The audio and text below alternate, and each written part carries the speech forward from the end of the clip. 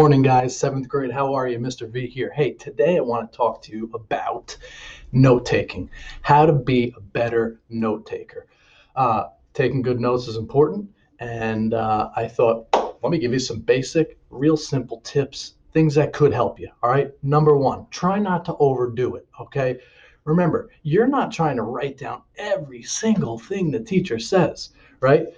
First of all, everything the teacher says isn't going to be on the test, right?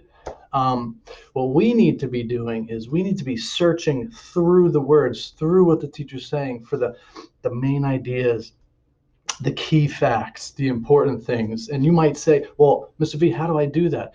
And there's not an easy answer to that, because I think the truth is it's going to just take a lot of practice and a lot of time taking notes, trying to figure this out. And you'll get better at it as you get older, no doubt. But if the teacher writes it down, as a general thumb, if the teacher actually takes the time to put it on the whiteboard, write it down. If the teacher says it more than once, more than twice, write it down. If it's a date, write it down. If it sounds like if it's something that he's emphasizing, write it down.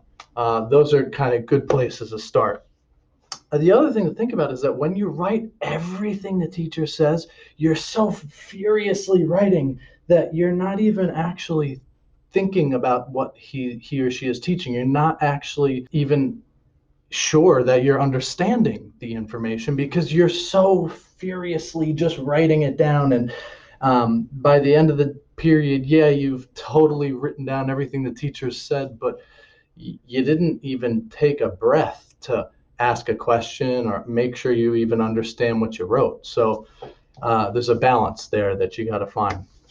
Another thing important, ask questions, ask for clarification. Just like what I was saying, don't just blindly write everything that's going down. There needs to be a balance between looking at the teacher, understanding the information, absorbing the information, and writing down the things that you think that are important, and asking questions, clarifying questions, so that you can make sure that your notes are accurate and that you're going to understand them when you go back to read them. Another good thing that you could do is compare your notes with a friend. This can be done after school, at home. It could be done during lunch. It could be done on a weekend.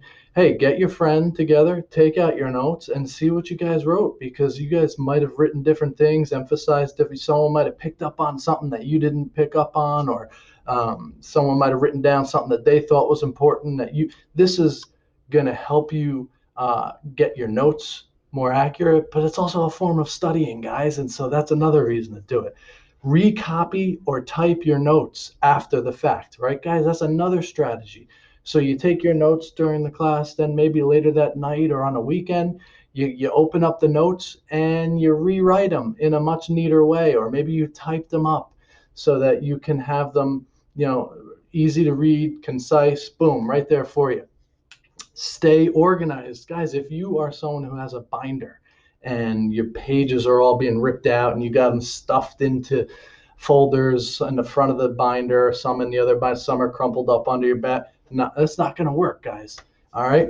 You got to find a system that's going to work, because you want your notes to be organized and you want them to be in the order that you took them, right? So that could be another reason to try retyping your notes, because then they'll so neatly be in a file on your computer.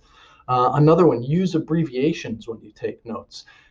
You're going to be writing so quickly, guys, that if you're writing the whole word for everything that you're writing, it's going to be a challenge to keep up.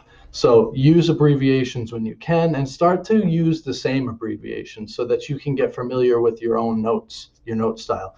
Another one, you got to make notes fun, guys. So don't just sit down with a piece of paper and a pencil, right? Get some colors in there. Get a couple colored pencils, highlighters, right? And throughout your notes while you're doing it, mix up the colors for different things. Try to make it exciting. Highlight things.